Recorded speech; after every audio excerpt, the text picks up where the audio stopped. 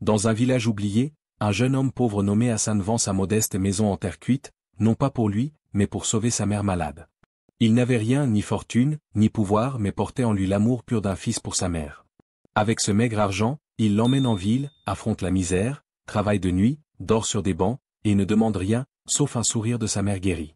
Une maison d'argile et un cœur d'or.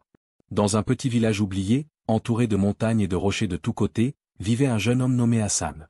Il n'avait que 25 ans, mais il portait dans son cœur la sagesse des personnes âgées et une douleur bien plus grande que son âge. Sa maison n'était rien d'autre qu'une hutte en terre avec un toit de chaume et un sol en terre battue, mais elle était remplie d'amour et de chaleur, car c'est là que vivait sa mère, la femme qui a sacrifié sa vie, pour lui et l'a élevé avec ses larmes et sa sueur, après que le destin ait emporté son mari dans un cruel accident, minier alors qu'il était encore un nourrisson au berceau. Hassan travaillait dans les champs, labourant la terre pour les gens en échange d'une miche de pain ou de quelques dinars.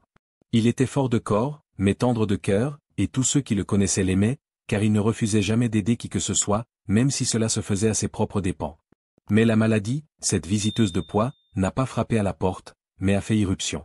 Sa mère a commencé à se plaindre de fortes douleurs à l'estomac, qui lui faisaient mal jour et nuit. Au début, Hassan pensait que c'était juste une grippe, mais il remarqua bientôt que son visage pâlissait, que sa voix s'affaiblissait et que la douleur était toujours présente dans ses yeux malgré son sourire. Il l'emmena chez le sage du village, mais celui-ci secoua la tête et dit « C'est au-delà de mes capacités, mon fils. Elle doit être vue par un médecin en ville. » Mais comment ? Comment un jeune homme qui ne possède même pas une paire de chaussures peut-il se rendre en ville et payer des examens, des tests et des traitements ? Cette nuit-là, Hassan était assis sur une pierre devant sa hutte, regardant le ciel. Il y avait beaucoup d'étoiles, mais il n'en vit qu'une, on aurait dit les yeux de sa mère. Et il pleura. Puis il dit d'une voix brisée « Ô mon Dieu, prends ma vie et donne-lui la santé. Je ne veux rien de ce monde, sauf que tu ris à nouveau. » À l'intérieur, sa mère pouvait l'entendre, et elle pleurait en silence. Non pas pour sa douleur, mais pour la douleur de son fils. Le lendemain, Hassan a commencé à aller de maison en maison, demandant un bon médecin, un moyen de transport, de l'espoir. Mais la réponse était toujours la même, les soins en ville sont trop chers. À la fin de la semaine, Hassan s'est assis avec lui-même, et a pris une décision qui allait changer le cours de sa vie pour toujours. La décision impossible. Hassan s'est réveillé le lendemain avec le cœur lourd comme un roc, mais il n'a pas hésité. Il tenait un vieux morceau de tissu dans sa main, enveloppait quelques-uns de ses rares biens, puis se tenait devant sa mère, lui baisa tendrement la main et dit « Maman, je sors un peu, ne t'inquiète pas. » Elle sourit malgré la douleur et lui dit à voix basse « Ne sois pas en retard, mon fils. Je ne veux pas prendre mes médicaments seul. » Mais il n'allait pas au marché ni travailler dans les champs, mais plutôt à la maison du Mukhtar. Il frappa fort à la porte, comme si son cœur battait avec lui. Le Mukhtar ouvrit la porte, fut surpris par le regard d'Hassan et lui dit « Salut mon fils, quoi de neuf ? Je veux vendre ma maison, aujourd'hui. » Le Mukhtar fut surpris et dit « Tu vends ta maison ? C'est la maison de ton père et de ton grand-père. Où vas-tu dormir ? » « Je dormirai dans la rue, dans les montagnes, aux portes de l'hôpital. Peu importe. Ma mère meurt chaque jour sous mes yeux, et je suis impuissante. » Le Mukhtar resta silencieux pendant quelques longues secondes, puis soupira et dit « La maison ne vaut pas grand-chose, qui va l'acheter ?» Hassan répondit avec assurance « Je ne cherche pas un prix juste. Je cherche une chance de lui sauver la vie. » En effet, le même jour, il croisa un homme étrange qui traversait le village à la recherche d'un terrain. Hassan lui a offert sa modeste maison et l'a convaincu avec un prix bas. Il a signé le contrat, a pris l'argent et l'a mis dans un sac en tissu, comme s'il y portait son cœur, pas de l'argent. Il est rentré chez lui au coucher du soleil et a trouvé sa mère endormie sur le lit, respirant lourdement. Il s'assit à côté d'elle, repoussa les cheveux gris de son front, puis lui murmura « Demain, nous allons en ville. Il y a un bon médecin là-bas qui examinera votre cas. J'ai promis à Dieu que je ne reviendrai pas sans vos médicaments. » Elle ouvrit lentement les yeux, sourit et dit « Fils, la maison ? Où as-tu trouvé l'argent ?» Il dit en regardant vers la porte « Je n'ai pas vendu la maison. Je t'ai offert une nouvelle vie. » Il posa sa tête sur ses genoux et ferma les yeux. Pour la première fois depuis des jours, il dormit paisiblement, sans savoir que ce voyage serait le début d'un miracle qu'il n'avait jamais imaginé. Une promesse dans l'obscurité de la route. La vieille voiture partit le lendemain matin, transportant Hassan et sa mère malade sur la longue route vers la ville.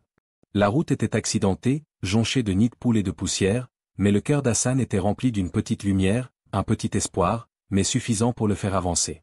Ils arrivèrent à la ville au coucher du soleil. Hassan n'avait ni parents ni connaissances là-bas, seulement les adresses qu'il avait entendues d'un des hommes du village. Hôpital Al-Rama, rue Al-Nour, d'oncologie. Il est entré à l'hôpital en portant sa mère sur ses épaules, les yeux fermés, le visage pâle et Hassan à peine capable de se tenir debout. Il n'a attendu personne, ne s'est pas plaint des files d'attente, il a juste murmuré au médecin. Ma mère est mourante. S'il vous plaît, vérifiez son état. J'ai été immédiatement emmené à l'intérieur et j'ai commencé le parcours des tests, des radiographies et des médicaments. Chaque instant qui passait était comme des couteaux dans la poitrine d'Hassan. Dans le couloir, il était assis parmi des inconnus, regardant fixement les murs blancs, serrant son sac d'argent comme s'il tenait quelque chose de sacré. Au fil des heures, l'argent a commencé à diminuer rapidement. Il a payé sans hésiter. Tests, examens, séances médicales, et il reste silencieux, ne demande pas de réduction, ne marchande pas, se contente de répéter. Maman d'abord? Je ne suis rien sans elle.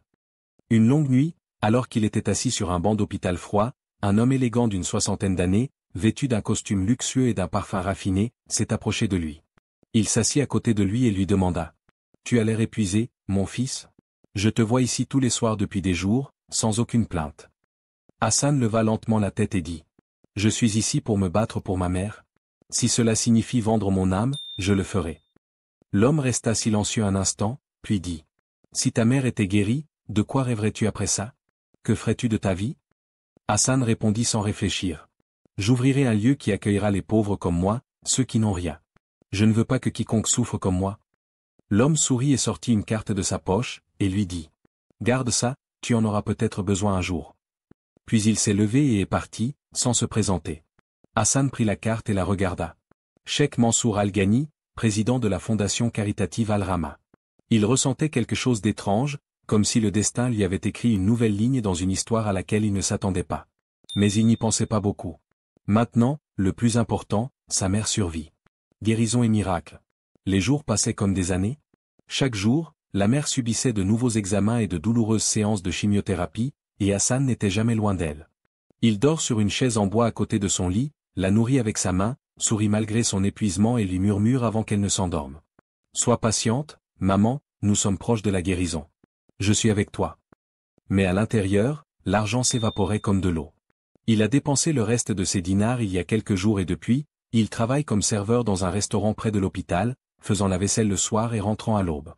Les médecins étaient étonnés de sa patience et les infirmières pleuraient lorsqu'elles le voyaient serrer sa mère dans leurs bras alors qu'elle pleurait à cause de la douleur de l'injection.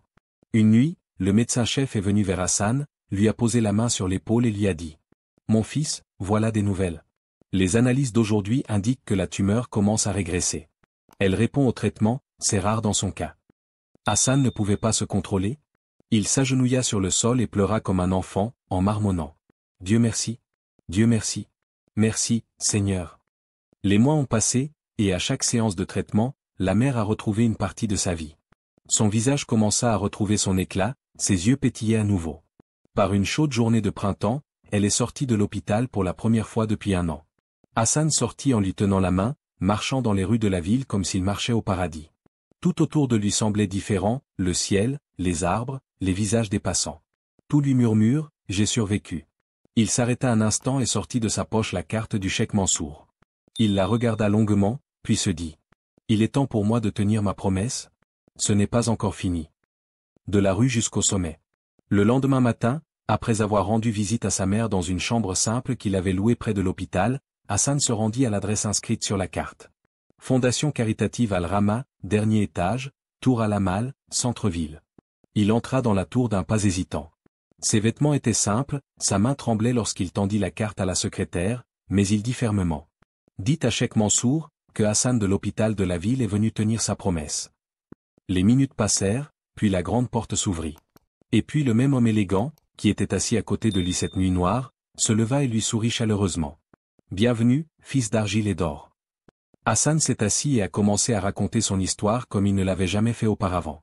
Il n'a rien caché, la vente de la maison, les nuits froides, la vaisselle, l'espoir qui ne meurt jamais et sa promesse d'ouvrir un lieu gratuit pour soigner les pauvres. Cheikh Mansour écouta avec admiration, puis dit. Je t'observe depuis cette nuit-là, et je savais que tu étais honnête. C'est pourquoi je te donnerai ce que personne d'autre ne peut te donner. Il ouvrit le tiroir de son bureau, en sortit une épaisse enveloppe et quelques documents, et dit. Cet argent est destiné à un projet caritatif que j'attendais avec impatience que quelqu'un le gère honnêtement. Je veux que tu sois le directeur général de ce projet. Tu pars de zéro, mais tu ne seras pas seul. Hassan se figea sur place. Il pensait qu'il rêvait. Il dit d'une voix tremblante. Moi? Mais je n'ai ni diplôme, ni expérience.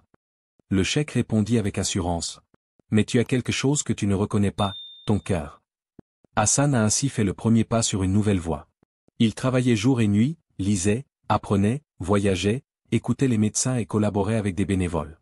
Année après année, le projet s'est transformé en un immense hôpital caritatif, recevant des milliers de patients venus de tout le pays. Son nom est devenu connu, non pas dans les journaux, mais dans la langue des mères, des patients et des gens ordinaires. Un jour, lors d'une conférence médicale internationale, Hassan est monté sur scène pour parler de son expérience. Parmi les participants figuraient des dignitaires, notamment des journalistes et des représentants des médias. Il a déclaré dans son discours. « Je ne suis pas parti d'une université ou d'un bureau chic. Je suis parti d'une larme sur la joue de ma mère et d'un cœur brisé dans les couloirs d'un hôpital. Celui qui n'a rien, peut être celui qui donne tout. » À la fin de la conférence, un journaliste a publié un article intitulé « Le jeune homme qui faisait la vaisselle, et qui devint l'un des hommes de miséricorde les plus puissants du monde. » Le palais construit sur les larmes d'une mère. Les années ont passé et le nom d'Hassan est devenu un symbole de bonté, non seulement dans son pays, mais dans tous les pays voisins. Il a créé des hôpitaux, des centres de traitement pour enfants et des unités mobiles pour les pauvres dans les villages reculés, et n'a pas pris un seul centime pour lui-même. Il vivait simplement, dans un petit appartement avec sa mère, qui avait recouvré la santé et ne cessait de prier pour lui. Elle disait toujours « Mon fils, tu as construit ton palais dans le cœur des gens, pas sur terre. » Un jour, Hassan reçut une invitation de la cour royale pour assister à une cérémonie nationale d'honneur, où il se verrait décerner le premier ordre de la miséricorde, par le sultan lui-même. Il entra dans le palais royal vêtu de sa simple robe, entouré d'hommes d'affaires, de personnes riches et de personnalités importantes. Mais lorsqu'il entra, le sultan lui-même se leva, l'applaudit chaleureusement et dit devant tout le monde. « Il y a ceux qui possèdent de l'or, et il y a ceux qui possèdent des cœurs. Eh bien, que Dieu vous enrichisse de ce qui ne peut être acheté. » Alors le sultan s'approcha de lui et murmura. « Apprends-moi à être comme toi. » Hassan sourit et dit calmement. « Commencez par une larme, faitant une promesse, ne la rompez pas. » Après la fête, Hassan est retourné dans son ancien village pour la première fois depuis des années. Il n'avait pas de cortège ni de garde avec lui. Seule sa mère est à ses côtés. Il s'arrêta sur le terrain où se trouvait sa hutte en terre, qu'il avait autrefois vendue pour une bouchée de pain, et se souvint. Ses yeux se remplirent de larmes et il dit à sa mère. Ici, le miracle a commencé. Et à ce moment-là, il a décidé de construire sur ce terrain, l'hôpital de la miséricorde pour les mères pauvres, gratuitement, sans condition, sans ticket, sans question.